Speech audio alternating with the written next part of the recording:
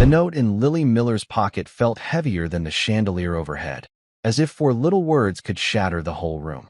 Lily Miller's heart pounded as she crouched behind the potted plant, a scrap of paper trembling in her hand. Just a few feet away, a man in a faded jacket sat alone at a wobbly table shoved into the restaurant's darkest corner, his kind, tired eyes fixed on nothing. She'd overheard the chef laughing, seen the smirk on the manager's face, and heard the sentence that turned her stomach. "Heat up yesterday's steak. He won't know the difference." Her mom said they were ghosts here, silent, invisible cleaners who didn't dare make trouble. But Lily's great-grandfather had fought in a war, carried men through gunfire because it was the right thing to do. Now, with 4 words scrawled in her neat handwriting, she was about to start her own battle.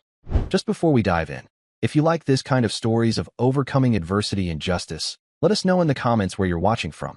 We love seeing how far these stories reach. And make sure you're subscribed so you don't miss tomorrow's special video. Now let's jump back in. Enjoy the story. An old soldier's promise echoed in the heart of an 11-year-old girl. She watched a man who looked like her grandfather get treated like dirt. What she did next would change everything. The Gilded Sparrow was not a place for ghosts. It was a temple built for the living, for the loud, for the rich. Money was the scent in the air, a blend of expensive perfume, seared steak, and old leather. Every surface gleamed under the soft light of chandeliers that dripped crystal tears. Waiters moved like dancers, their steps silent and sure on the plush crimson carpet. They carried silver trays that held tiny, perfect mountains of food, creations that cost more than some people's weekly pay. Tonight, the restaurant was full. The low hum of conversation was a symphony of quiet deals and polite laughter. Men in suits that cost as much as a small car spoke in hushed tones. Women with diamonds at their throats and ice in their eyes picked at their salads, their smiles as carefully arranged as the flowers on their tables. It was a world of performance, where everyone played their part. Tucked away in a small, rarely used storage closet, a different world existed. This one smelled of bleach and damp towels. Here, 11-year-old Lily sat on an overturned bucket, her knees drawn up to her chin. A single dim bulb hummed above her head. She was sketching in a worn notebook, the pencil moving quickly in her small hand. She was drawing a sparrow with a crown on its head, just like the logo on the restaurant's fancy menus. Her mother, Sarah, was a ghost here. She moved through the grand rooms, but she was invisible. Sarah was a cleaner. Her job was to erase any sign of imperfection. She wiped away wine spills, polished away fingerprints, and made sure the gleaming bathrooms stayed spotless. She was quiet, efficient, and good at her job because she knew the most important rule: be unseen. Normally, Lily would be at home with a babysitter, but Mrs. Gable had canceled at the last minute, her own child sick with a fever. Sarah's boss, Mr. Davenport, had been furious when she called. "Find a replacement," he had snapped. There was no replacement to be found. "Then bring her," he'd said, his voice dripping with annoyance. "But she stays out of sight, Sarah. If I see her, or if a single customer complains, you're finished. Do you understand?" Sarah understood perfectly. So Lily was hidden in the closet, with a bag of pretzels and her drawing pad. She didn't mind. She was a quiet girl, used to making her own world on paper. She could hear the muffled sounds of the restaurant through the thin door. It was like listening to a faraway party she wasn't invited to. But then, the closet door creaked open. "Stay here, sweetie," Sarah whispered, her face etched with worry. "I just need to polish the front doors. I won't be long." Lily nodded, not looking up from her drawing. The moment her mother left, a wave of curiosity washed over her. It was one thing to hear the party, but another to see it. She peeked through the crack in the door. The restaurant stretched out before her, a sea of white tablecloths and glittering lights. It was more beautiful and more frightening than she had imagined. That's when she saw him. A man pushed through the heavy glass doors her mother was meant to be polishing. He was older, perhaps the age of her grandfather. His hair was silver and a little messy. He wore a simple, faded jacket, the kind a man might wear to work in his garden. His face was kind, but etched with a deep weariness. His eyes, she noticed, were sad. They swept over the room, not with greed or envy, but with a quiet, searching look. He didn't seem to see the chandeliers or the diamonds. He seemed to be looking for something else, something that wasn't there. A woman with a tight, unfriendly smile and hair pulled back so severely it seemed to hurt, stood at a tall wooden podium. Her name was Isabel. She looked the man up and down. Her smile vanished. It was as if a curtain had dropped. "Can I help you?" she asked. Her voice was cold, sharp, and loud enough for Lily to hear clearly. It was the voice of a locked door. "A table for one, please," the man said. His voice was quiet, but deep and steady. Isabel let out a small, sharp laugh that wasn't funny at all. "Do you have a reservation?" "No, I don't," the man replied patiently. "Sir," Isabel said, drawing the word out as if it tasted bad. "This is the Gilded Sparrow. We are fully booked. For months." She gestured vaguely toward the door. "There are other places nearby that might be more suitable." The man didn't move. He just stood there, his gaze calm. "I would like to eat here," he said simply. Lily watched, her small hands clutching her notebook. She saw the way Isabel's eyes narrowed. She saw the way a nearby table of laughing people fell silent, turning to stare at the man in the faded jacket. They whispered behind their hands, their faces masks of disapproval. Lily felt a hot knot of anger tighten in her stomach. It wasn't fair. The man hadn't done anything wrong. He was just quiet. He was just old. He just looked normal, like someone she knew. The manager, Mr. Davenport, glided over. He was a tall, thin man who always looked like he was smelling something unpleasant. He leaned in and whispered something to Isabel. She whispered back. Mr. Davenport's eyes flicked over to the man, and his lip curled in a tiny, almost invisible sneer. "Very well," Mr. Davenport said, his voice smooth but cold. "We may have one table. Follow me." He didn't lead the man to one of the nice tables by the window. He didn't lead him to a cozy booth. He led him on a long walk, past all the important people, all the way to the very back of the restaurant. Lily watched, her heart sinking. He was being led to a tiny, wobbly table crammed into a dark corner. It was right next to the swinging doors of the kitchen and beside the hallway to the bathrooms. It was a table of shame. It was the table they gave to people they wanted to forget. The man sat down without a word of complaint. He placed his hands on the table and waited. Lily saw a waiter, a young man named Connor, walk by the table 3 times, pointedly ignoring the old man. Mr. Davenport stood near the bar, watching, a small, satisfied smile on his face. Lily felt tears sting her eyes. It was cruel. It was the kind of casual cruelty she'd read about in books, but had never seen up close. The man at the table reminded her of the pictures of her great-grandfather, Sergeant Thomas Miller. He had the same quiet strength in his shoulders, the same look in his eyes that said he had seen too much of the world. Her great-grandfather had been a hero, a famous soldier from a long-ago war. Her mother kept his medals in a special box.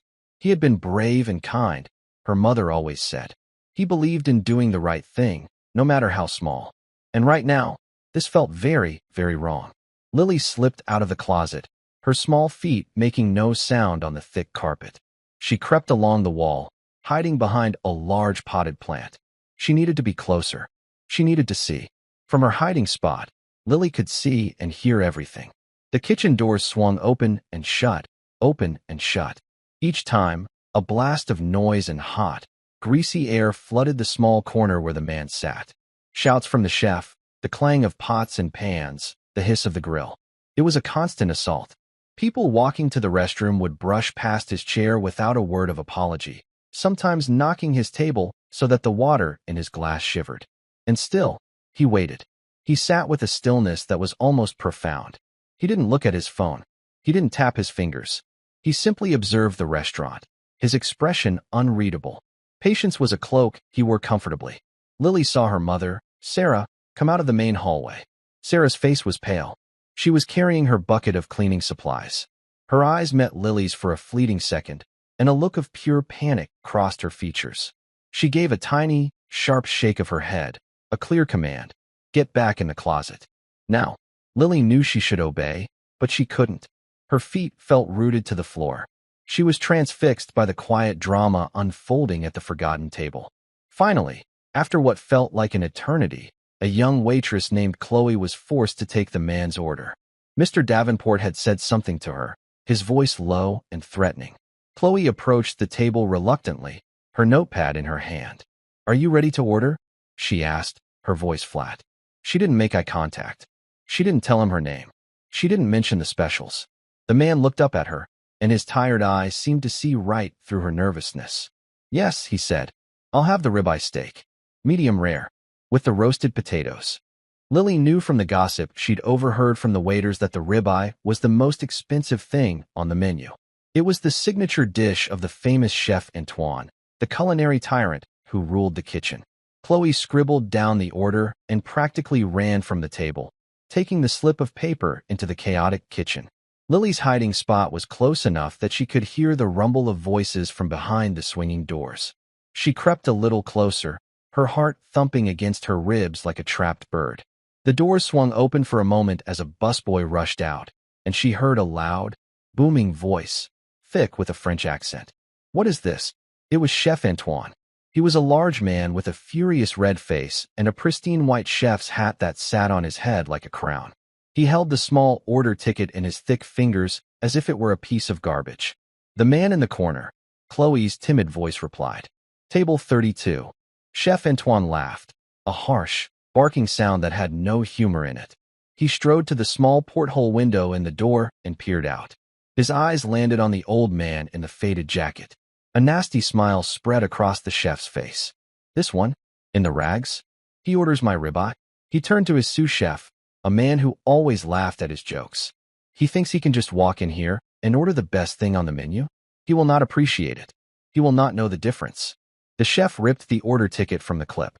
"Listen to me," he said, his voice dropping to a conspiratorial whisper, but still loud enough for Lily to hear. "We have the steak from yesterday's service. It was sent back.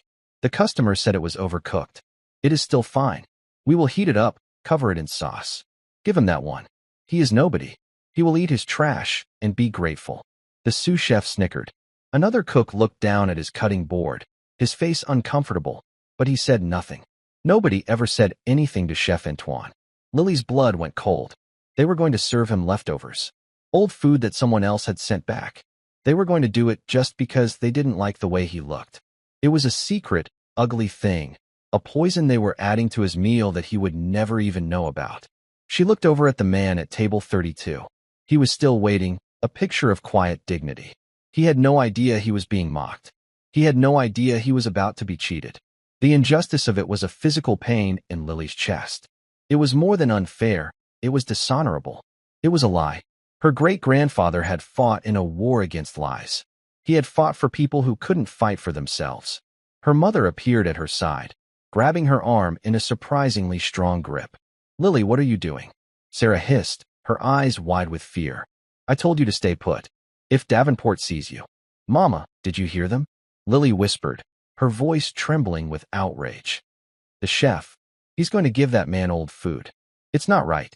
"Hush," Sarah said, pulling her back towards the dark closet. "It's not our business, Lily. We are ghosts here, remember? We see nothing. We hear nothing. But it's wrong." Lily insisted, trying to pull her arm free. "We have to do something. Do something." Sarah's voice was a frantic whisper. "If I do something, I will lose my job. How will we pay the rent, Lily? How will I buy your school supplies? This is not our fight. The world is not always fair. You have to learn that." They were back at the closet door. Sarah pushed her gently inside. "Please, Lily. For me. Just stay here. Don't make a sound." Sarah's face was a mask of desperation. Lily could see the fear in her eyes, and she loved her mother more than anything. She didn't want to cause her trouble. She nodded slowly. Sarah gave her a relieved look, closed the door, and was gone. But Lily couldn't sit back down. Her mother's words echoed in her ears. The world is not always fair. Maybe not. But that didn't mean you had to help it be unfair. It didn't mean you had to stand by and watch someone be cruel. Her great-grandfather wouldn't have stood by. Her heart was hammering. An idea, wild and terrifying, began to form in her mind. It was a stupid idea, a dangerous idea. She could get her mother fired. But the image of the old man's patient face and the sound of the chef's mocking laughter wouldn't leave her. She looked down at her notebook. Her pencil was still in her hand. Her hands were shaking, but her mind was clear. She knew what she had to do. She tore a small, clean sheet of paper from the back of her notebook. She knelt on the floor, using an upturned bucket as a makeshift desk. The single bulb above her cast a small pool of light on the paper. She uncapped a pen from her school bag. Her handwriting was neat, the careful cursive of a student who tried hard in class. She thought for a moment, then wrote 4 simple words. That's yesterday's leftovers. She stared at the note. It looked so small, so powerless. But it was the truth. And the truth, her great-grandfather used to say in his letters, was the heaviest thing in the world. Now came the hard part. How to get it to him. She waited, her ear pressed to the door. Minutes stretched into an eternity. She heard the clatter of plates. She heard the "order up" call from the kitchen. It was his meal. It was happening now. She cracked the door open again. Chloe, the young waitress, was approaching the pass, the window where the chefs put the finished dishes. Chef Antoine placed the plate under the heat lamp with a flourish. The steak was covered in a thick, dark sauce. The potatoes were arranged perfectly. It looked beautiful. It was a beautiful lie. Lily watched as Chloe picked up the plate. Her hands were trembling slightly. She knew. She knew she was serving a lie, and she hated it. But she was too scared to say anything. Lily knew that feeling. She saw it in her mother's eyes all the time. Chloe began the long walk to table 32. It was now or never. Lily took a deep breath. She folded the small note into a tiny square. She clutched it in her sweaty palm. She slipped out of the closet. The restaurant was a blur of noise and movement. She kept her head down, her small form easily hidden by the bustling waiters and tall chairs. She moved like her mother did. She tried to become a ghost. Her target was the man's jacket, which was draped over the back of his chair. Chloe was getting closer. "Your ribeye, sir," she mumbled, setting the plate down. Lily was just a few feet away now, her heart pounding in her ears. She pretended to have dropped something. She bent down, her blonde hair falling over her face, hiding her from view. Her hand shot out, quick as a little snake. She tucked the tiny, folded piece of paper into the pocket of the man's faded jacket. It was done. She scurried away, back to the safety of her closet, her mission complete. Her whole body was shaking. She shut the door, plunging herself back into the dim, dusty silence. She had done it. She had done a brave, terrifying, stupid thing. She climbed back onto her bucket and peered through the crack in the door. She held her breath, waiting. The man thanked the waitress. He picked up his fork and knife. He looked down at the beautiful plate of food. He was about to cut into the steak. "Find the note," Lily prayed, her hands clenched into tight fists. "Please, find the note." The man paused. He seemed to feel a slight chill. He reached for his jacket, perhaps to pull it more snugly around his shoulders. His hand brushed against his pocket. He felt something there, something that wasn't there before. His brow furrowed in confusion. He reached into the pocket. He pulled out the tiny, folded square of paper. Lily watched as he carefully unfolded it. He held it in his large, weathered hands. His eyes scanned the 4 simple words. Lily saw the exact moment he read them. He did not gasp. He did not get angry. He did not call for the manager. He simply froze. His fork and knife, which had been hovering over the steak, lowered slowly to the table.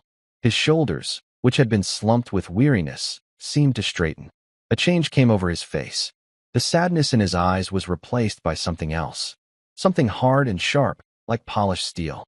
He looked around the room, his gaze slow, methodical, and assessing. It was not the gaze of a victim. It was the gaze of a general surveying a battlefield. He carefully refolded the note. He did not put it in his pocket. He placed it on the table, right beside his plate, for the whole world to see. Then, he pushed the plate of food away from him. He hadn't taken a single bite. He sat there for another minute, perfectly still.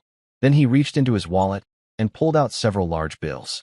He laid them neatly on the table, far more than enough to cover the meal he hadn't eaten. Then he stood up.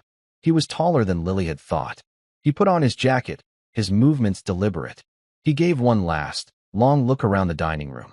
His eyes seemed to linger for a fraction of a second on the potted plant where Lily had hidden, and then on the closet door.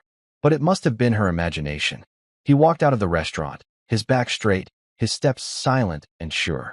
The heavy glass doors swung shut behind him, leaving a profound silence in his wake. The silence left by the old man was louder than the clatter of the kitchen. It was a vacuum that sucked all the air out of the room.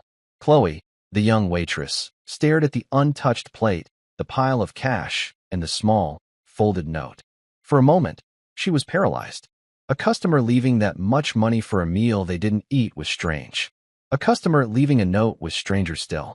Her training told her to clear the table, take the money to the cashier, and reset the place for the next guest. But her instincts screamed that the note was dangerous. With a trembling hand, she picked it up. She didn't read it. She didn't want to know. She scooped up the cash and carried the plate, the note still clutched in her fist, back toward the kitchen. She bypassed the dish pit and went straight to the manager's podium. Mr. Davenport was adjusting his tie in a small mirror, a preening, self-satisfied gesture. "He's gone," Chloe whispered, her voice barely audible. "Good," Davenport said without turning around. "The less riffraff, the better. Did he pay?" "Yes, sir. But he didn't eat. And he left this." She held out her hand, offering him the note as if it were a live scorpion. Davenport took it, annoyed at the interruption. He unfolded it. His smug expression dissolved. The blood drained from his face, leaving behind a pasty, gray mask of fury. He read the 4 words twice, his lips moving silently. "Who did this?" he hissed, his voice a low, venomous thing. "Who did this?" "I don't know, sir," Chloe stammered, taking a step back.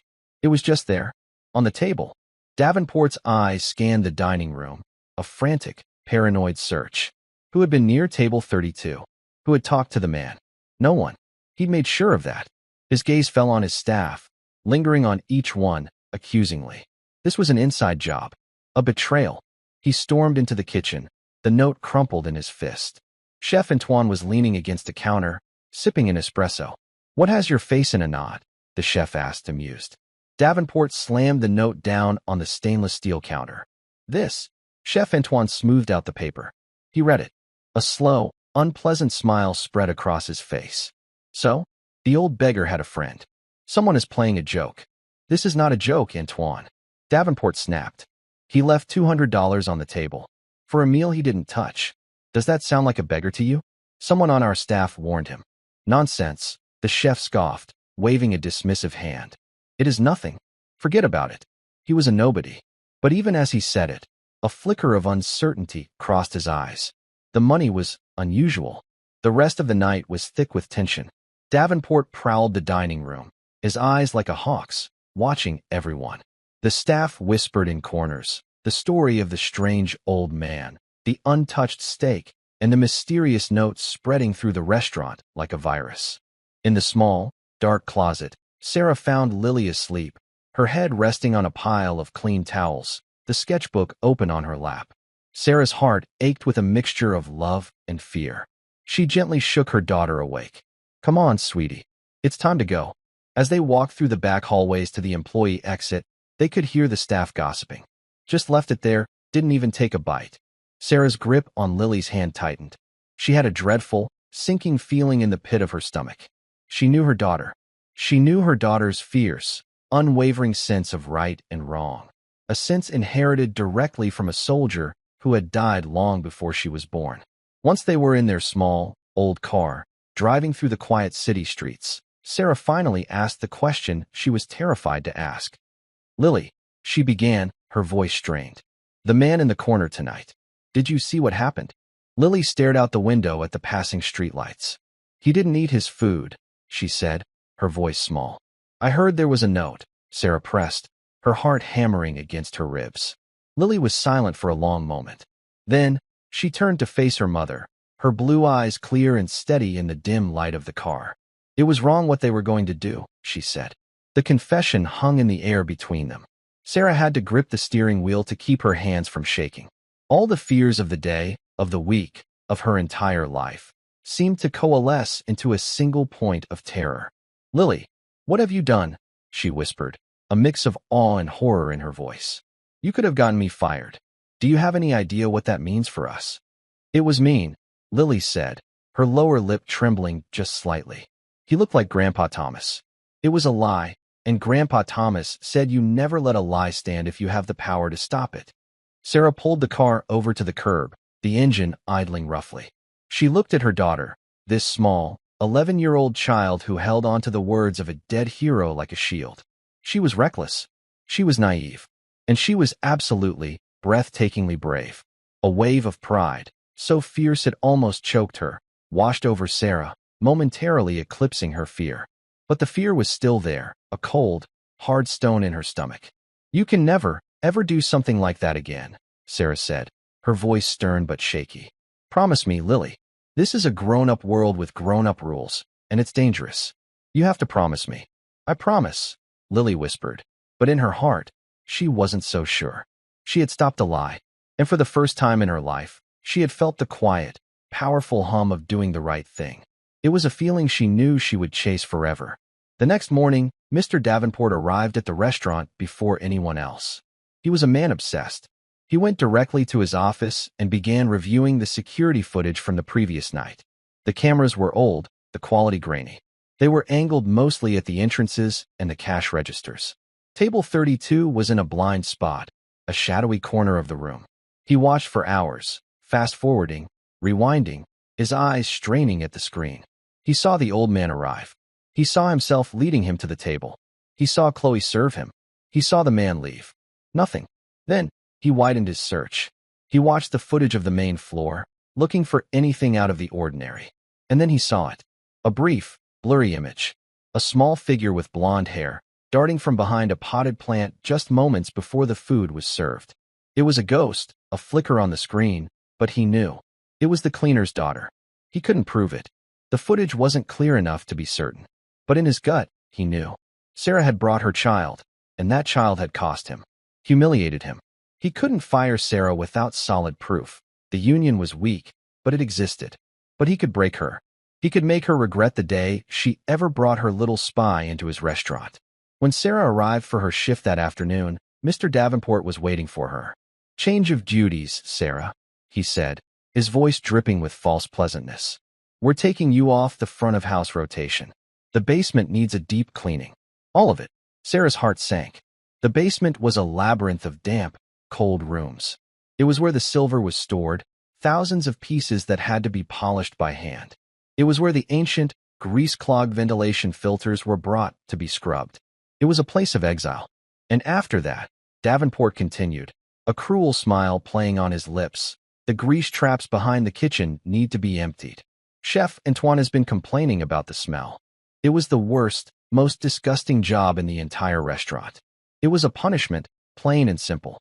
Sarah knew why she was being given this work. He knew, or at least he suspected. She nodded meekly, her face a neutral mask, and went to get her supplies. "Yes, Mr. Davenport." For the next 3 days, Sarah lived in a world of misery. Her hands were raw and bleeding from the harsh silver polish. Her back ached from hunching over filthy filters. The stench of the grease traps clung to her clothes and her hair, a smell she couldn't seem to wash away. The other staff members avoided her. They knew what was happening. She had been marked by the manager, and no one wanted to be caught in the crossfire. Lily knew it was her fault. Every evening, when her mother came home, exhausted and smelling of chemicals and old grease, a fresh wave of guilt washed over her. She would try to help by rubbing her mother's sore shoulders, her small hands working hard to undo the damage she had caused. "I'm sorry, Mama," she whispered one night as Sarah winced in pain. "It's not your fault, sweetie," Sarah lied, her voice tired. "It's just a job." But they both knew the truth. This wasn't just a job, it was a penance. And Lily was the reason for the sin. On the 4th day, a Thursday, the afternoon was gray and drizzling. The mood inside the Gilded Sparrow was as gloomy as the weather. Then, at precisely 2 o'clock, a long, black car, so sleek and polished it seemed to drink the light, pulled up to the curb. A driver in a crisp, black uniform hurried to open the rear door. Out stepped the man from table 32. But it was as if he had been entirely remade. The faded jacket was gone, replaced by a dark, charcoal gray suit that fit him perfectly. His silver hair was neatly combed. He wore a watch on his wrist that gleamed with the quiet confidence of old money. The weariness was gone from his face, replaced by an expression of cold, hard purpose. He was no longer a ghost. He was a king. Isabel, the hostess, was at her podium. She saw the expensive car, the suit, the air of authority. She put on her best, most welcoming smile. "Good afternoon, sir. Welcome to the Gilded Sparrow. Do you have a reservation?" The man's eyes, now sharp and piercing, met hers. He didn't smile. "My name is Arthur Sterling," he said, his voice low and resonant, a voice used to being obeyed. Isabel's professional smile faltered. The name sounded vaguely familiar, important. "Of course, Mr. Sterling," she stammered. "Right this way. We have a lovely table by the window for you." "No," Sterling said, his voice stopping her cold. You misunderstand. I don't want a lovely table by the window. He scanned the room, then pointed with a single, commanding finger to the dark, forgotten corner. I will be sitting there. At table 32. And I believe the waitress's name was Chloe. Send her to me. Isabel's jaw dropped. The blood drained from her face. She recognized him now. It was the man in the rags. Her mind scrambled, trying to process the impossible transformation. She turned and fled to find Mr. Davenport.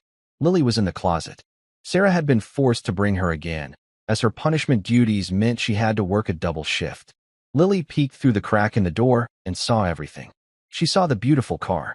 She saw the man, no longer looking like her grandfather, but like one of the powerful men she saw on the news. And she saw him point to his old table. A thrill, sharp and electric, ran through her. He had come back. The story wasn't over. Mr. Davenport hurried out from his office, his face a mess of confusion and panic. He saw Arthur Sterling standing there, radiating an aura of immense power, and he nearly stumbled. Mr. Sterling, what an unexpected honor. Davenport gushed, his voice suddenly high and reedy. There must be a mistake. Table 32 is unacceptable. Please, allow me to seat you at our best table, the investor's table. Sterling gave him a look so cold it could have frozen fire. The investor's table? He repeated, a dangerous silkiness in his voice. An interesting choice of words. No, I will sit at table 32. Or I will leave, and I will buy this building, and I will turn it into a parking garage.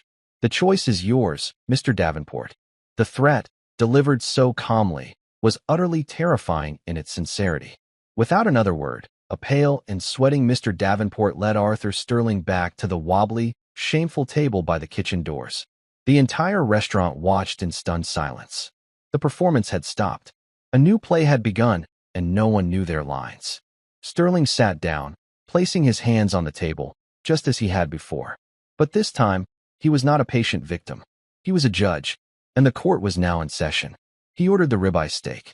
Then he asked for the wine list. He scanned it for a moment, then pointed. The 1982 Chateau Lafite Rothschild, he said, his voice clear and carrying.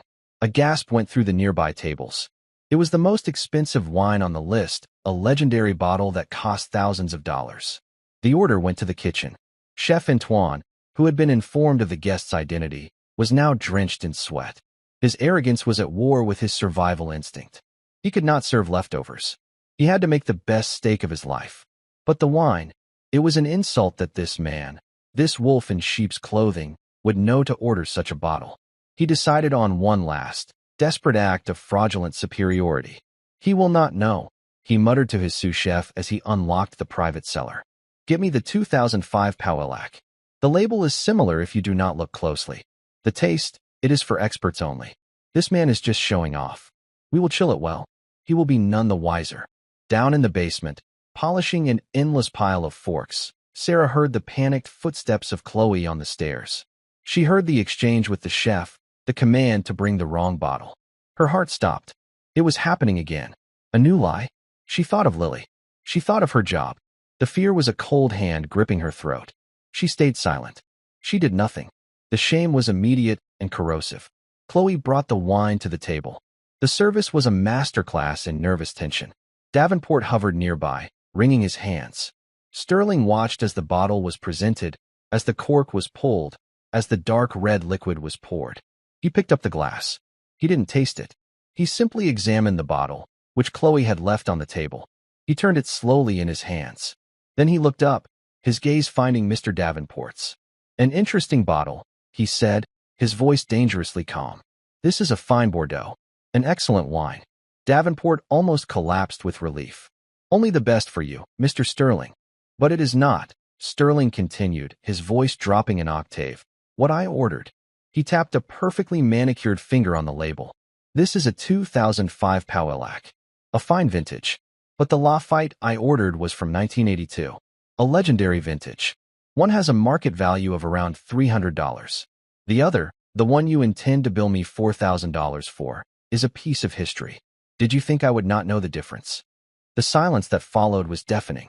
Every diner in the vicinity had stopped eating, their forks frozen halfway to their mouths. Chloe looked as though she might faint. Mr. Davenport's face cycled through a series of colors, from white to red to a sickly shade of green. "Chef Antoine," Sterling called out, his voice now ringing with authority, no longer asking, but commanding. "Would you please join us?" A moment later, the kitchen doors swung open, and the chef emerged, his face ashen, his white hat no longer a crown, but a fool's cap. He was trapped. The lie had been stopped, and the man who stopped it was looking at him with eyes that promised a reckoning. Chef Antoine stood before the table, his face a mottled canvas of red and white.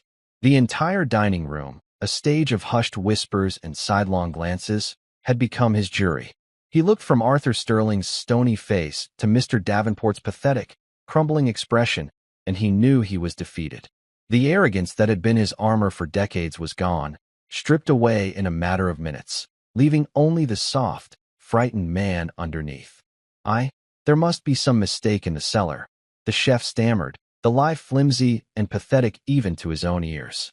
He tried to muster some of his old bluster. "These things can happen. My apologies, Mr. Sterling. The lighting is poor down there. I will fetch the correct bottle myself. A complimentary glass of champagne for the table while you wait." "You will do no such thing," Sterling said, his voice cutting through the chef's excuse like a scalpel. "You will stand here. Your performance is not yet over. We are not finished." Sterling's gaze swept over the chef, then landed with heavy finality back on the manager. "This restaurant, Mr. Davenport, seems to have a systemic problem with honesty. A problem that goes far beyond your wine list." He reached into the inner pocket of his suit jacket. The entire room seemed to hold its breath. A woman at a nearby table froze, her fork hovering over a plate of untouched risotto. Sterling produced a small, folded piece of paper. It was Lily's note. He carefully unfolded it and placed it on the table next to the fraudulent bottle of wine, a second piece of evidence in his quiet prosecution. "On my first visit here, just a few nights ago," Sterling announced, his voice carrying to every corner of the now silent room, "I was dressed more modestly. I was, in your hostess's eyes, unsuitable. I was met with contempt at the door. I was hidden away at this wretched table, a piece of undesirable furniture to be tucked out of sight. I was ignored by your staff. And then, I made the mistake of ordering the best thing on your menu. I ordered the ribeye steak." He paused, letting the weight of his words settle, his eyes locking with Chef Antoine's. "Your chef, in his infinite artistic wisdom, decided I was not worthy of a fresh meal. He decided to serve me garbage." A collective gasp rippled through the diners. At a table of investors, a man's wine glass slipped from his nerveless fingers, spilling red across the pristine white cloth like a spreading wound. This was more than poor service. This was a mortal sin in the world of fine dining. It was a scandal that could shatter a restaurant's reputation overnight. "That is an outrageous, slanderous accusation." Davenport blustered, finding a last, desperate reserve of indignation. His voice was a high-pitched squeak. "We are a five-star establishment. We would never—" "Wouldn't you?" Sterling interrupted, his voice dangerously soft. He picked up the note. "Then perhaps you can explain this document. It seems my experience was not unique." He held it up and read the 4 simple words aloud, his voice echoing in the stillness like a judge's sentence. "That's yesterday's leftovers." If the accusation had been a gunshot, the note was the smoking gun. The truth of it was undeniable, written in the clear, honest cursive of a child. Davenport's face, already pale, turned the color of ash. He looked wildly around the room, a cornered animal searching for an escape. There was none. Every face was turned toward him, a sea of accusation. "Who wrote this note?" Sterling asked, his eyes scanning the faces of the terrified staff who had gathered at the edge of the room. "Who, in this entire establishment, has a conscience? Who has integrity?" No one moved. No one spoke. The waiters stared at their shoes. The busboys looked at the ceiling. Their silence was an admission of collective guilt, of a culture of fear where speaking up was a fireable offense. Davenport, in his panic, saw one last, cruel opportunity to save himself. He would offer a sacrifice to the angry God before him. "It was the cleaner," he spat, his voice shaking with a pathetic mix of fear and rage. He pointed a trembling finger toward the basement stairs, his whole body shaking. "Sarah Miller. She's been nothing but trouble. A problem employee. I had to discipline her just this week for insubordination. She has a grudge. She brings her child here against all policy, a clear violation. I'm sure she is the one who wrote that lie to cause trouble. He turned to a busboy, his eyes wild. Go, get her. Bring her up here. Down in the cold, damp basement, Sarah was on her hands and knees, scrubbing at a stubborn stain on the concrete floor. She had heard the commotion from upstairs, the raised voices, the profound silences. She knew, with a mother's certainty, that it was connected to Lily's note. She had been praying for it to all go away, for the man to never return. But he had. And now, the world was cracking open. The busboy clattered down the stairs. Sarah, Davenport wants you. Upstairs. Now. Fear, cold and sharp, pierced Sarah's heart. This was it. This was the moment she would lose her job, her home, her ability to care for her daughter. Her legs felt weak as she rose, wiping her dirty, chapped hands on her apron. The journey up the stairs was the longest of her life, each step a leaden weight. She emerged from the dim staircase into the brilliant light of the dining room. It was like stepping onto a stage in the middle of a play she hadn't rehearsed. Every eye in the room, dozens of them, critical and curious, was on her. She saw Mr. Davenport's accusing face, Chef Antoine's defeated slump, and the cold, powerful man at table 32, holding the note that had sealed all their fates. Mrs. Miller, Arthur Sterling said. His voice was not unkind, but it was searching, serious. He held up the note. Did you write this? Sarah looked at the note. She saw Lily's perfect, careful handwriting. She looked at Mr. Davenport, who was nodding his head furiously, his eyes silently screaming at her to be his scapegoat. Her mind raced. If she said yes, she confessed to interfering, to being where she shouldn't have been. She would be fired. If she said no, she would be lying, invalidating her daughter's brave act, and they would probably fire her anyway. Her throat was dry. She opened her mouth, but no words came out. She was trapped between her daughter's integrity and her own survival. I did. The voice was small, but clear and pure as a bell. It cut through the thick tension in the room like a beam of light. The door to the storage closet was open, and standing there, with her chin held high and her small shoulders squared, was Lily. She took a step forward, then another, walking out into the center of the room. I wrote the note, she said again, louder this time, her gaze fixed on Arthur Sterling. My mom didn't know. It was me. You were going to serve that man a lie, and my great-grandfather taught us that you always stop a lie if you have the power. The sight of the small, blonde girl standing there in her simple dress, confessing so bravely, stunned the entire restaurant into an even deeper silence. Mr. Davenport looked as if he had been struck by lightning. Arthur Sterling stared at Lily, and the cold mask of the CEO melted away. He saw not an accuser, but a child with an unshakable moral compass. He saw the integrity he valued above all else. He then looked at Sarah, who had rushed to her daughter's side, pulling her close as if to shield her from the world. Your name, Sterling said softly to Sarah, his voice different now, laced with a strange, new emotion. Davenport said it was Miller. Sarah Miller. Yes, Sarah whispered, her arm tightening around Lily. And her great-grandfather? Sterling asked, his eyes locked on Lily. Who was he? Sergeant Thomas Miller, Lily said proudly. He was a hero. Arthur Sterling's composure, the iron control he had maintained all afternoon, finally broke. He looked as if he had seen a ghost. His eyes misted over. He slowly, reverently, reached into his wallet. He bypassed the credit cards and the cash. He pulled out a very old, creased black and white photograph, its edges soft with time and handling. He laid it on the table. It was a picture of two young men in old-fashioned army uniforms, their faces smudged with dirt but bright with life. They stood in front of a bombed-out building, their arms slung around each other's shoulders in a gesture of deep camaraderie. One of the men was unmistakably a young Thomas Miller. My father, Sterling said, his voice thick with an emotion that had been buried for half a century. He tapped the other man in the photo. His name was Daniel Sterling. He was a private, a scared kid from Ohio, 1,000 miles from home. He looked from the photo up to Lily, his eyes shining with unshed tears. During a battle, a terrible one, my father was hit by shrapnel. His leg was shattered. He couldn't walk. His squad had to fall back. The order was to leave the wounded who couldn't move. They left him. They thought he was a lost cause. Sterling took a deep, shuddering breath. But Sergeant Thomas Miller, your great-grandfather, he disobeyed a direct order. He refused to leave him. He told his commanding officer that we don't leave our people behind. Not ever. Under constant, heavy fire, he went back. He threw my father over his shoulder and carried him nearly 2 miles through enemy territory to an aid station. He saved his life. The story fell into the silent room, a piece of sacred history from a forgotten war. I exist, Sterling said, his voice trembling, because of the courage of a man named Miller. My father spent the rest of his life looking for him, to thank him, but they never found each other after the war. Before he died, he made me promise. He said, "The Millers are people of honor, Arthur. It's in their blood. If you ever find them, you repay that debt. You honor that name." He looked down at the note in his hand, then at the brave little girl standing before him. "And here you are," he whispered, a look of profound wonder on his face.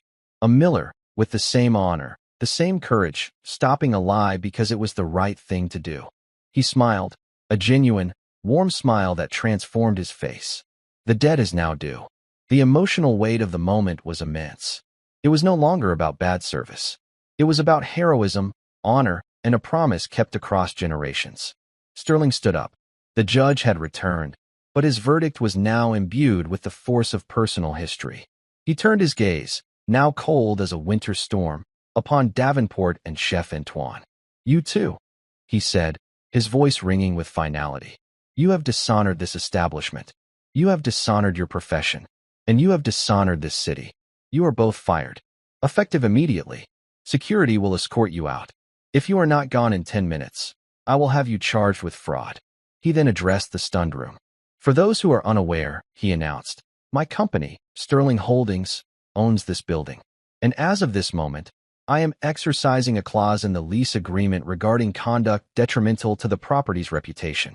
The Gilded Sparrow's lease is terminated." Panic erupted from a corner table where the restaurant's other investors sat. "You can't do that," one of them shouted.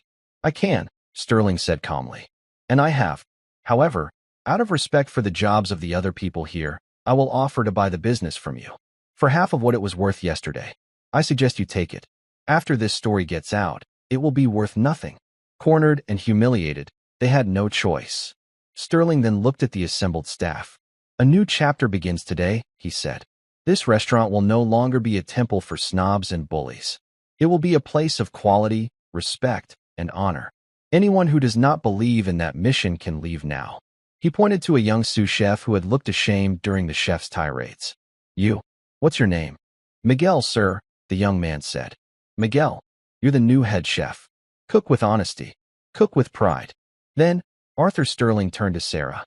She stood holding Lily, tears streaming down her face. "Mrs. Miller," he said gently, "a place of honor needs an honorable leader.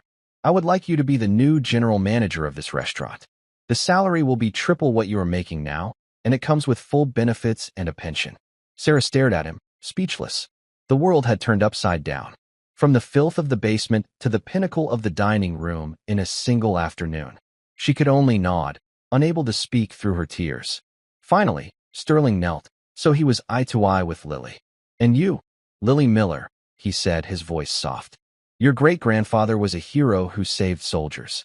Today, you were a hero who saved the truth. He would be so proud of you." He gently took her hand. "I am going to make sure you have everything you need to become whatever you want to be.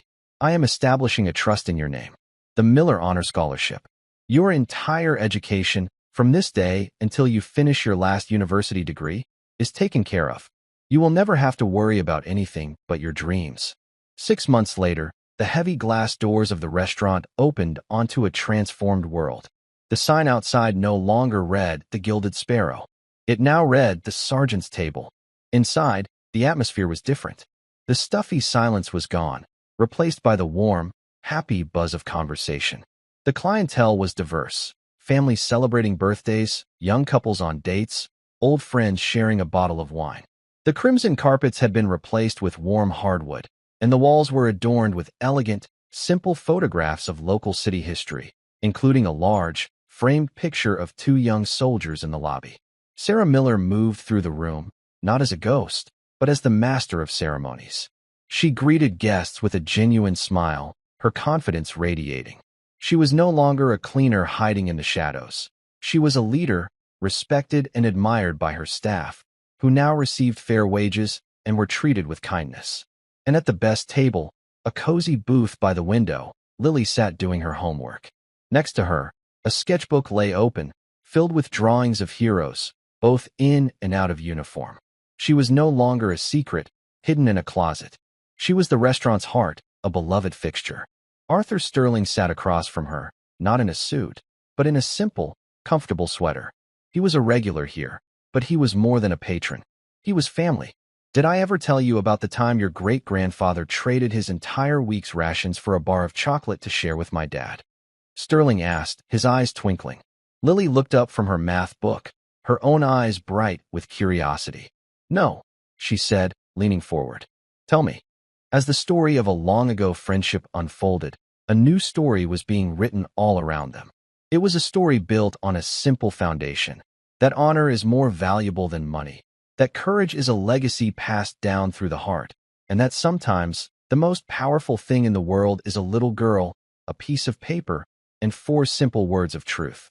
The debt had been paid, the honor had been restored, and at the sergeant's table, everyone, absolutely everyone, was served with dignity. Thank you for following this story. If you enjoyed it, please subscribe and share your thoughts below. Where are you watching from? Let us know in the comments. Stay tuned for more immersive stories.